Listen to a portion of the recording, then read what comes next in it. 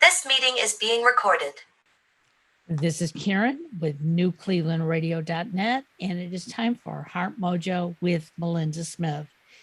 And before we got online today, Melinda was the recipient of hearing a conversation that Annie and I were having, and it sort of blends into what today's subject is all about, Melinda. We're talking about women like you, me, Annie, and our listeners who are just trying to be the best that we can be. And it doesn't necessarily, sometimes our friends don't like what we want to be. And sometimes they just have to learn to go with the flow because we're individuals and we have a brain in our head, guys. Anybody who's out there listening, we can think about what it is that we want to do, who we want to be. And it's a great time to do that. So, Melinda, I know you've been going through a lot and you work like a crazy person, and we appreciate all the craziness. But I know even in your life, sometimes people say, hey, why are you working so hard? Or why are you, why do you belong to all those groups that you belong to? So, but you do it because why? Well, I mean, I do my work because that's what I was taught to do. I work at that level. A lot of people do not, but I give 100% to my job. If you hired me to do it, then I'm going to do the best I can. Not to mention that I work in senior care, right? Somebody needs to be there for our seniors. So that person would be me. I try to help them with whatever they need. And you're also, active in a lot of civic organizations and nonprofits. I do a lot of giving back in the community. For a long time when I was retired, raising my children, if that's retirement, I did nonprofit work and a lot of it. So I did that for probably 15 years. And I love doing that too. Giving back is just part of who I am. It's how I was brought up. So I believe that that's an important part of why we're here, is to give back and give back in a way that works with your personality and your gifts and the things that are given to you. And I happen to be good at doing certain things, raising money and, working in the community. So I do a lot in that area. Well, and your guest today, who I've had the pleasure of working with, she's been on my podcast. I've been on her podcast, and we're going to be working together again in August. She's going to give me a little bit of a makeover, so to speak, and virtually too. But, Annie, when you and I first talked, your podcast, I don't want to say it was foo-foo, but it was all about enlightening and, making us feel beautiful. And not that your new podcast isn't, but your new podcast is helping all of us like come out of that shell. I mean, I said things on the podcast with you that I thought, did I really say that? And I was so glad that I did. You allowed me to open up. So tell our listeners how you've gone from one format to another and why you do what you do. Well, first of all, thank you, Karen and Melinda, for having me here. It's always an honor to connect with you, Karen, and it's an honor to be here with you, Melinda, and meet you for the first time. Why I do what I do? What I do is I help women, coaches, entrepreneurs, speakers, professional women. I help them shift their identity through style. And why I do that is I have used that tool to shift my own identity, to go from all kinds that I wish to instantly step out of. For instance, the stay-at-home mom who is now suddenly single and divorced, to the suddenly single and divorced to businesswoman. So those are just a few, surface level examples, for instance. Well, that sounds like what I did. Went from being married, raising my kids, to being sick with cancer and separated and then thrown back into the workforce. So it was a lot of changes. Yeah. Well, I resonate with the cancer piece, Melinda, because that's really where I honed and got this download for this process that I now teach to women. Is when I was diagnosed with incurable cancer. And you probably know from your own experience, and you even too, Karen, having struggled with some health challenges. When you're going through health challenges, the last thing that you want people to see is that, well, in the case of cancer, the last thing that you want people to see is for you to be the type of woman who's like on her last legs. You don't want pity. You don't want to be seen as like a victim or treated like someone that's not going to make it. At least that was my internal focus, is don't treat me like I'm going to die, because that's not going to help me. Treat me like I'm this vibrant, successful, thriving woman who's going to, and I don't like to use the phrase kick cancer's ass or any of those, pardon that expression, but people use a lot of very strong language around the word, that C word. And so all I wish to do was just shift from victim, patient, for instance, to victor. And I wanted that to occur in a split second, but I didn't know how. And what came to me was first I'll ask you if that resonates with you. Well, it does, because that's actually how Karen and I met, because I was a fitness coach. So everything was about, how I looked and, working out and being positive, being out there. And then I got cancer. So I was doing videos online talking about working out. And then I flipped it in an instant. I went from the person who was doing the exercise videos to the person who was talking about cancer and getting through it. And I wore my bald. When I lost my hair, I wore it every day that way without the hair cover once in a while.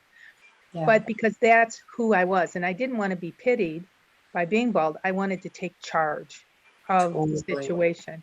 So I just looked the best I could every day, didn't bother covering my head, and kind of plowed through that cancer and did it in the way that worked for me.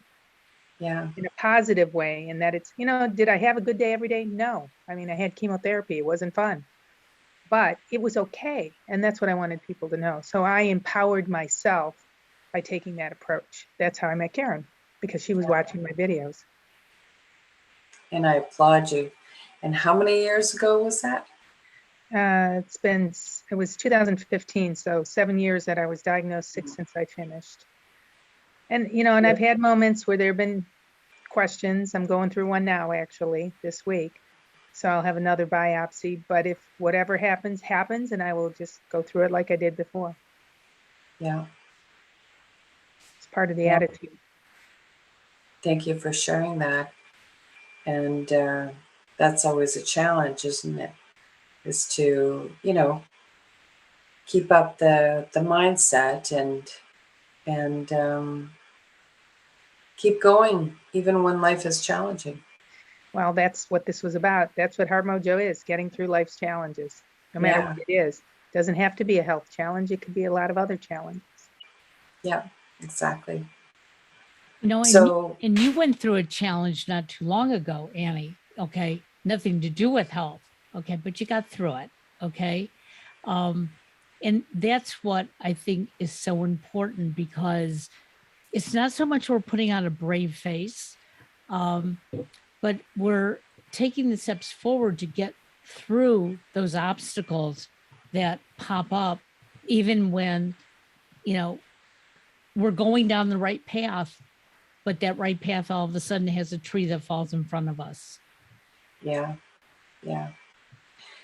Yeah. And what always helps me, and even with regards to this obstacle that I recently went through, if you want, I can share some of that if you're open to it. That's up to you, if you'd like. Might be a little bit shocking. But it's part of Go your for it. journey. That's right. Okay. Part of my journey. Well, 4+ months ago, my son and I were in an incident where we were in a misunderstanding, a miscommunication with police officers.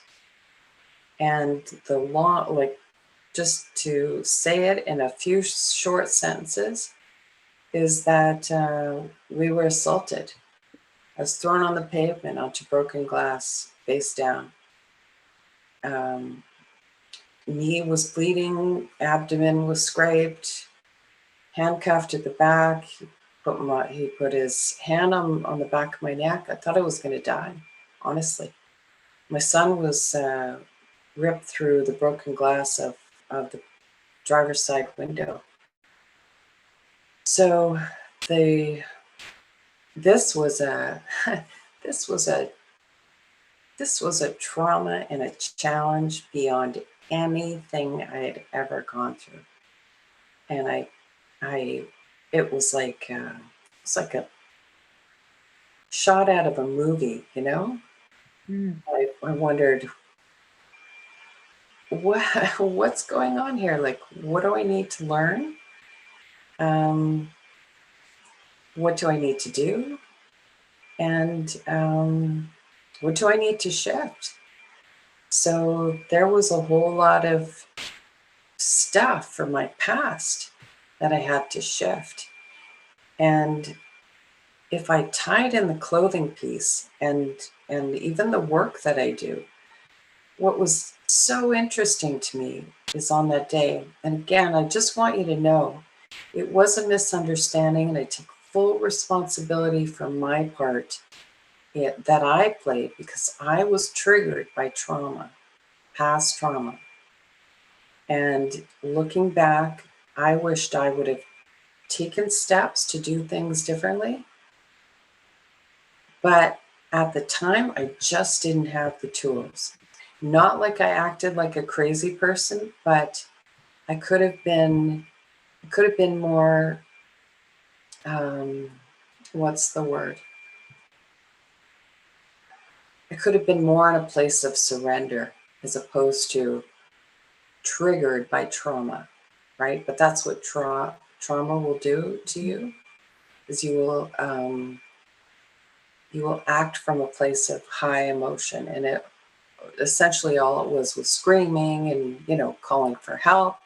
Wasn't trying to hurt anybody, but it still didn't go well. Let's just say that. And again, the upside is my son was detained. He was facing up to 25 years in prison in a federal penitentiary. He was released just a few weeks ago, completely released from everything. So that's just the beauty of how this unfolded. And one thing I will say about that is the methods that I have taught him, because he wanted to assist some of my clients. So I taught him the process, and the process that I take my clients through, and he used that at prison.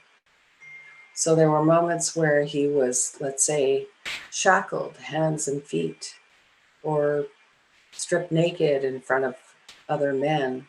I apologize if this is too much information, but he was never out of touch with his identity of his true self, the vision that he saw for himself. and who he wished to be. That's what I call his next level self. You know? Well, He prison never is all about knocking you down. That's what they do when they put you in those situations, to take you Yeah. out of who you are. Exactly. So he never lost touch with who he was. He stayed true to himself, even in the worst circumstances. So Well, now he's out, right? yeah, And that's all good. But there's still healing, obviously. there is still healing to be done. Yeah. So what do you teach that he used to help get through that? Well, so we look at style as just a frivolous kind of thing. We attach no meaning or very little meaning to the clothes that we wear. We, especially as women, excuse me, we say things like, "Oh, this thing, this old thing, I've had this thing," like we kind of dismiss the clothing piece, and we don't see it as significant. And so it starts there. When you shift your mindset around clothing, then you start to see it for the high return on investment that it can potentially yield in your life. And what I mean by that is when you see clothing as like it's a full expression of who you are. It can be used as that tool. It's almost like you're wearing a second skin. When you get clear on your vision and the identity that you wish to step into. And I just want your feedback here to know if this is making sense or if this is landing. No, it definitely makes sense. Yeah. So, for instance, you as a quote unquote cancer patient, to step out of that identity, you'd have to get clear on where you see your life going beyond cancer. So, for you, it likely wasn't that you were just surviving cancer. I'm sure you had a vision for your life of, well, like not even after this, I'm achieving this and this and this, and I'm going to be healthy, right? You weren't just Mhm. like, I'm going to grit my teeth and survive this, and you know, but you had a vision. And I continued to work. I didn't stop working. I had a part-time job, a different type of job, not the hours that I do today. Yeah, But I continued to work. I already mentioned, I wore the bald because that's who I was and that's what I was going through.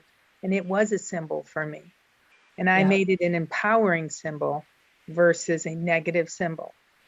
And, I continued to dress the way I always would dress for the most part until I had my surgery. I had breast cancer, so I had a double mastectomy.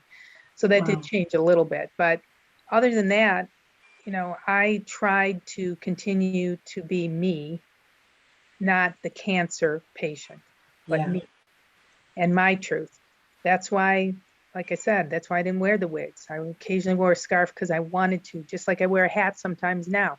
I did that instead of hiding.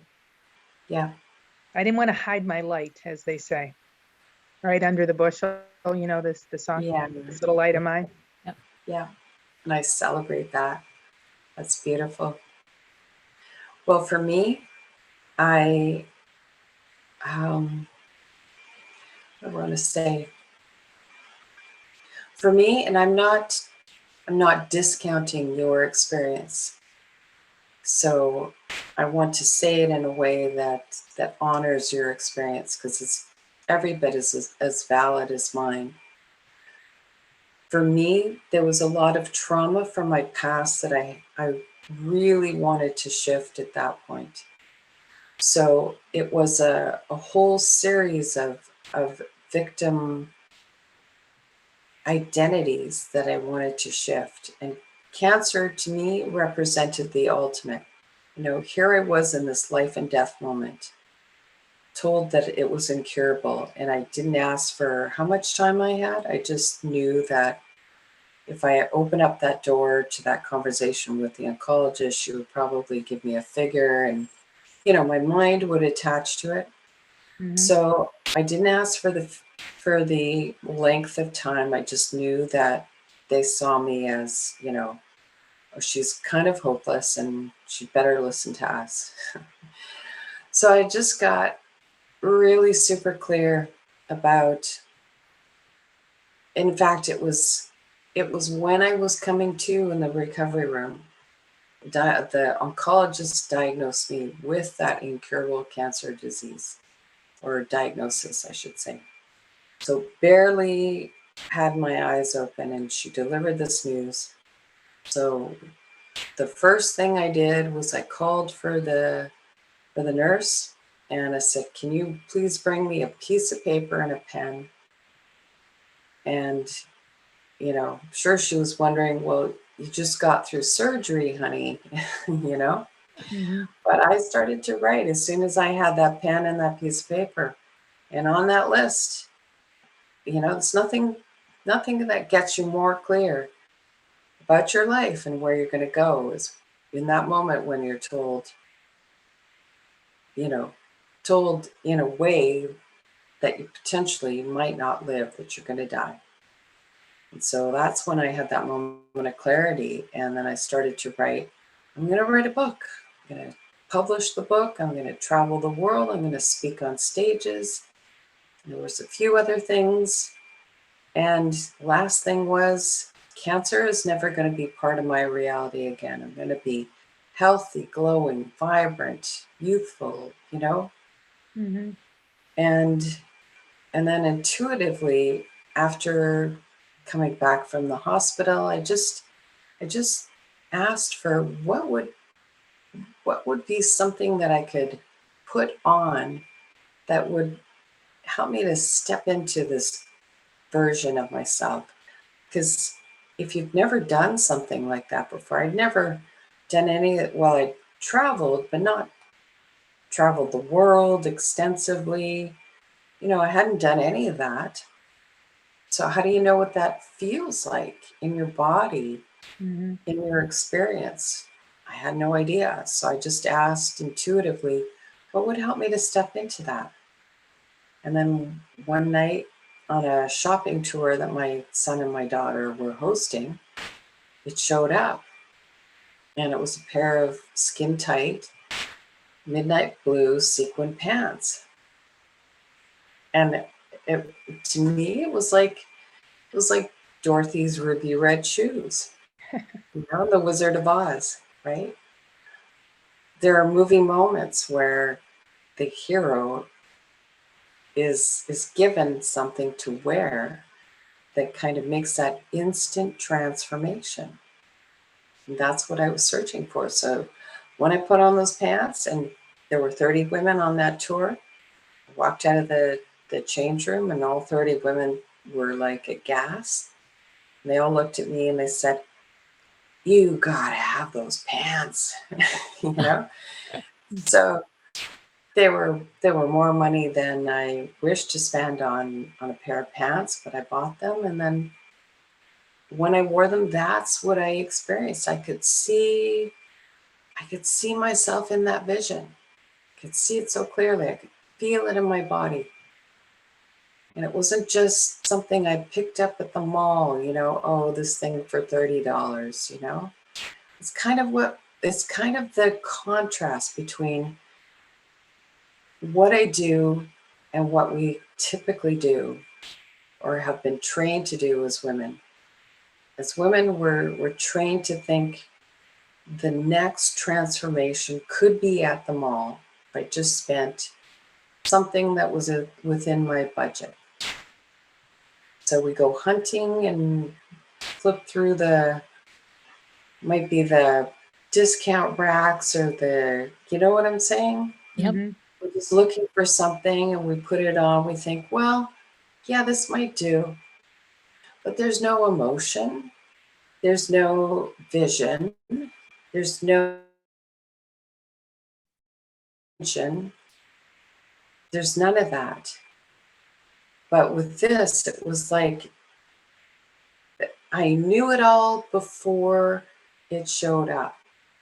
I had a sense, a very strong sense of what it was going to look like, feel like, and how I was going to experience it before it showed up. And then it showed up and it was like, that's it. That's it. So every time I wore those pants, people would stop me on the street.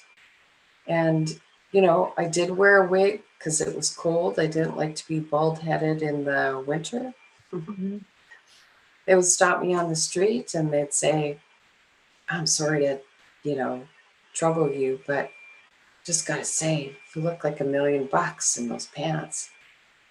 And then I always wanted to test them because I'd say, well, can you see?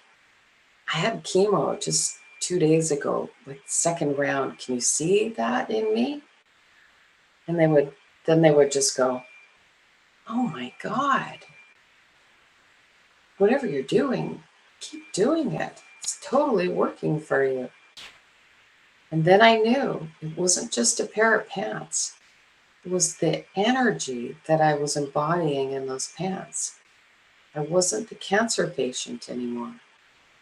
I was literally feeling, experiencing, stepping into the woman who was speaking on stage, is traveling the world, publishing the book. And it didn't take long for that experience to begin to become reality. Because 6 months, within less than 6 months, I was completely cancer free. That was 2013.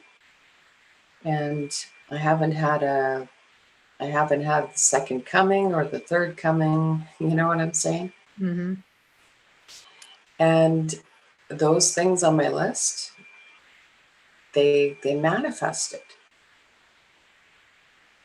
And so when I teach this to other women, and I typically work with women for a couple of days, they have similar instant transformations. And it always astounds me, because again, that idea of this dress, it's just a superficial thing. But it's not. Well, It's not. it's always the idea of having that power suit or when Yeah. you put on those specific shoes. We had a show during COVID. Well, Yeah. not that we're totally out of COVID, let's be clear, but Yeah. in the midst of COVID, where we had 3 other women on. Do you remember that, Karen? Yes, I And we do. talked about clothes. And this came from overhearing a conversation. I was at a comedy club, and one of the first ones that opened up in Ohio. My boyfriend does comedy, so we went to the comedy club, and I overheard these women talking about their cute outfits and shoes that they bought that no one ever gets to see because it's on Zoom, Yeah. and how they didn't have that. So it led to a show talking about that type of issue and, what makes you feel good. For me, I can't do a Zoom meeting without having shoes on. They make jokes about people having pajamas on, their lower half of their body you can't see, or they're sitting in their underwear. That would just never happen. I have to have shoes on. If I don't have shoes on, I don't feel dressed for the meeting. Yeah. It empowers me. I love that. So that all came from that conversation. And didn't somebody send shoes to somebody else because she was getting rid of them? And Yes, she did. yeah, powder Yep. blue shoes. They were Yep. really cool, really high. Yeah. So You gotta show the shoes, Melinda. I didn't have the shoes. No. Oh, you So want to see my shoes? Oh, they're on the floor. no. But the I shoe, don't it was want to fun. lift my foot up off of there. Okay. Well, even just to take them off, I'm wearing shoes too. But it was funny Okay. because the woman who had the shoes said that she had only like worn them once, and the other one who said, "Oh, I love them." She said, "I'll send them to you." And They were the right sadly, size. Yeah. but they got lost in the mail. She Oh, I never never got heard them. that. Yeah, they got lost Oh, in the wow. mail. Pardon? So it's been a joke on and off between these two that at least we can go back and look at the podcast so that Got the she can shoes on the- you can look at the shoes. But it's interesting because when I first started podcasting, most of my podcasts were not on Zoom. And my husband would laugh that I would go put on my makeup before I started recording. And he'd say, honey, you don't have Nobody to do sees that. you. And I said, but I know what I'm doing. And if I'm not dressed, if I don't have my makeup on, I don't feel like I'm being professional. And Right. he finally got it. But in the beginning, it was like, for him,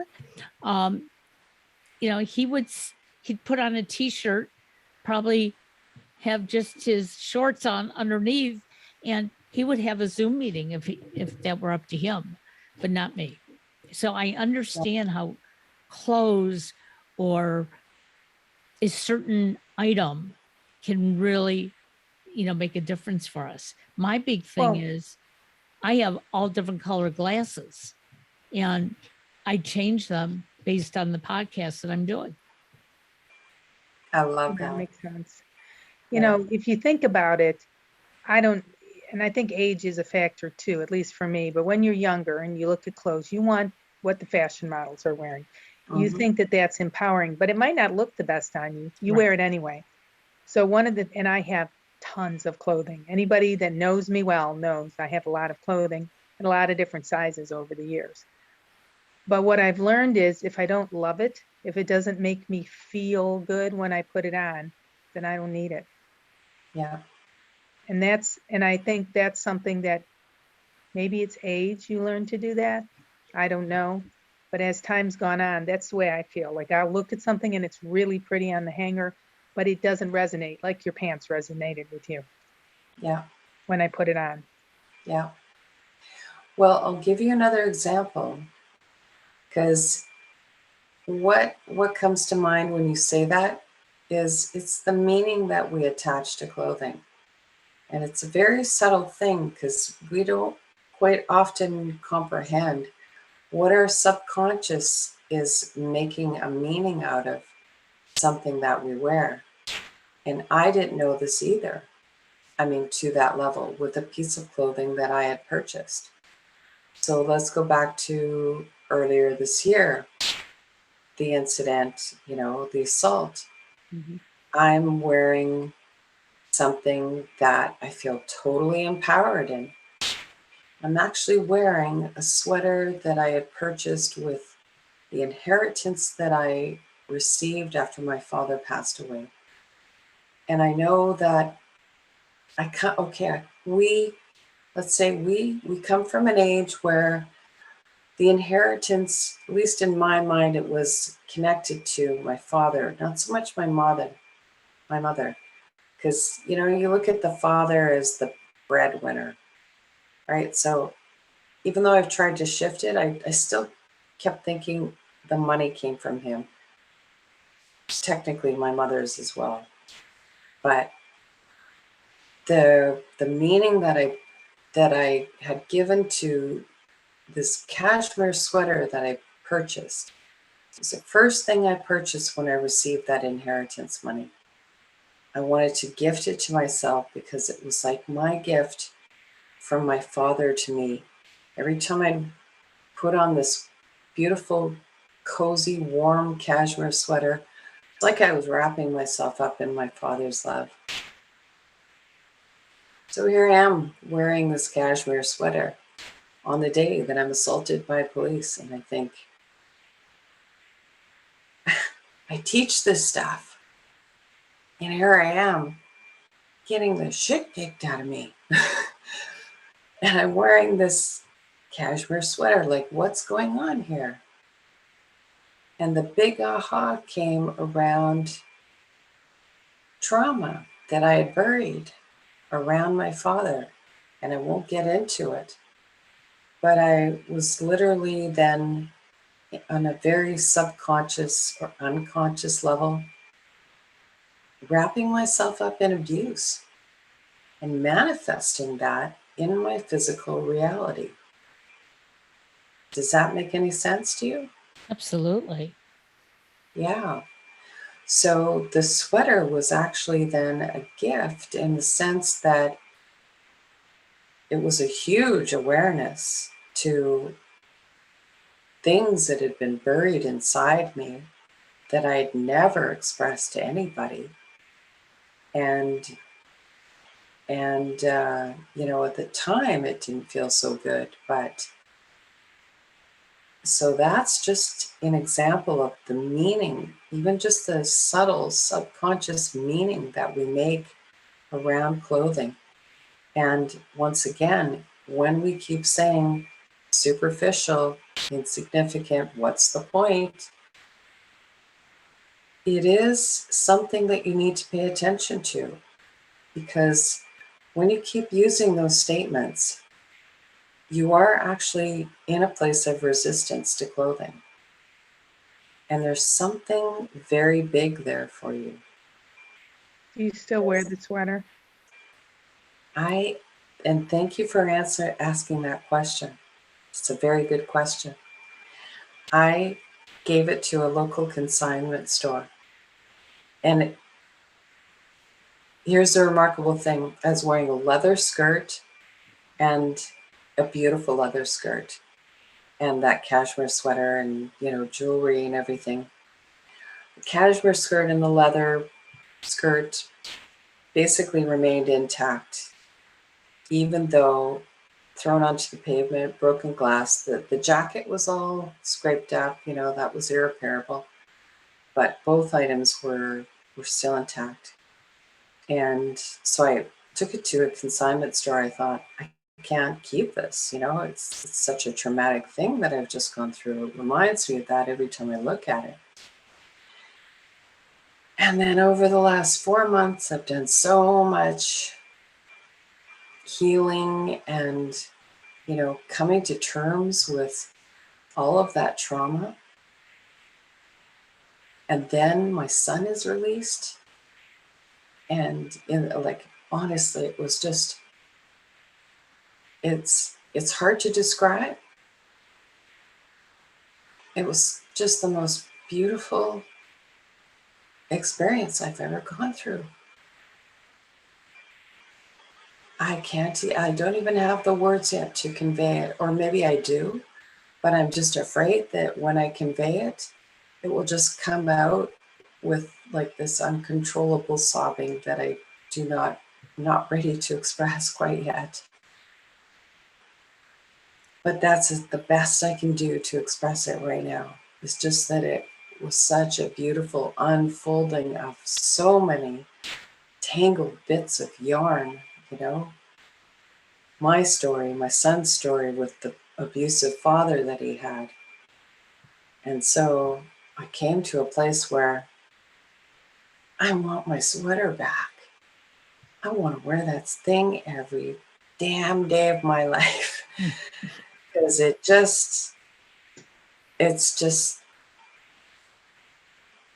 I can't express it. Just wearing it would give me so much joy, you know, because it was the ugliest thing and now it's the most beautiful thing, and how could I not want it? And did you go back to the consignment shop? Yeah, so I got it back. Yes. She gave it back. Nobody wanted it. Interesting. Oh, that's interesting. That was meant for you then. Yeah, absolutely. Because you would think a cashmere sweater would go pretty quickly. Oh, I would snap it up in a heartbeat. And you did. So your journey not only helped you with things that you had suppressed, but it's helping so many others, because I never thought of clothing or the glasses as something that is meaningful and representative of who I am. And now I'm even more excited about doing this makeover with you and trying to understand, you know, how things really make me feel good and how things make me feel not so good. And I know there there are certain clothing items that I will put on that I think, oh, this is great. And then within 10 minutes, I'm taking them off because either don't feel well or something hits that is like, this is just not right. And once I change the clothing, it's like, oh, I'm okay. Yeah. What was that all about? Yeah. So I want to encourage people to listen to your podcast. So do you want to tell Melinda and I how they can find you? Yes, I don't have the link memorized quite yet.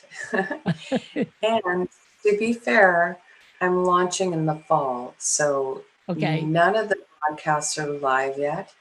I'm doing a lot of, I'm leading up to promo to launch the podcast. Okay. And it's called Powerful is a Feeling You Wear. And if there's time, I would love to share just little clips of some of the women who have shared stories around the fashion piece. Some of the women have shared similar stories to me where they were raised with religion. A father that said, you can't wear this, you have to wear modest clothing, to a husband that beat them because if they didn't wear seductive clothing. Just stories like that from women who have come from all different kinds of walks of life. And when we dive into the topic of clothing, their eyes light up, we can talk about it forever. And then every single woman has a story. Might start in her childhood, might go forward in her adulthood, but everyone has a story around clothing and how it affected them. But not so much the clothing itself, just someone's encouragement or someone's judgment around how we self-express with style. And it's mostly women, right? Oh, yeah. You don't get the same feedback from men usually, I No, would think. no. But I have had a client recently who, since he was 16, he's worn jeans and nothing but gray, black, and white t-shirts. And he's now into his 40s. Wow. And he's just come to the awareness why he did it. And it was around building just this solid wall around himself. Wanted to appear strong, but he was like building walls that kept people out. No color in his life. Yeah, no color in his life. Though I find I wear gray, black, and white a lot myself, but I put splashes of color in it. I do it because it's easier in a work day. But I mean, I could understand, some people, they choose that one route because it's the safe way to go. And like you said, can build a wall around them. Yeah. Absolutely. The Mark Zuckerberg way of dressing, eliminate decisions, same t-shirt, same pants. Absolutely. That would be so boring. Yeah. Yeah. I would be bored. Totally. Well, we're going to have you back, Annie, after your show launches, because I'm sure there's going to be a lot of feedback and things that you can, share with Melinda and I. As we've been doing this, I've been thinking about what's hanging in my closet right now and some of the things that I really don't like, but I keep them hanging. And I think it's about time that I take them out of the closet because I'm never going to wear them just because there are feelings about them and not good feelings. Yes. I think that's part of the process, right? Trying to weed out those things that give you negative feelings. Yeah. It's hard though, because in this world, I was brought up with depression grandparents where you might wear it again or you might use it again. Yeah. So you end up keeping it when you really don't need it anymore. Right. Yeah. Absolutely. Well, I want to thank you both for a great podcast today. And Melinda, I like your lipstick today. I love it. Is it new color? No, I mix colors. Okay. I'm a blender. Okay. So I decide the color I'm looking for, and it's just a forte I have. I mix the colors to come up with the color I want for that day. Well, So I can match clothing with it. I don't know, maybe it's my little theater makeup that I took in college. I don't know, but thank you. Well, it's nice and bright, and this is a good week for you to be nice and bright. And I have gray on, see, but I do have Oh. my lovely little bee on, which always makes me the See, busy bee. I thought you were wearing lavender. See, No, it's it gray. is gray. Got it. Okay. It's definitely gray. Well, have a great day, everybody, and we will have Annie's information in the show notes so that you know how to reach her. And if you have a journey or a story that you think that she could help you with, contact her, because I really got a lot of help out of being on her podcast, and I can't wait to hear myself when you finally air it. So Yeah, I can't wait to share. have a great Thank day, you. everybody. Thanks, Annie. Bye-bye. Nice to meet you. Thank you, Melinda. Nice to meet you. Thank you, Karen. Bye. Sure. Bye-bye now.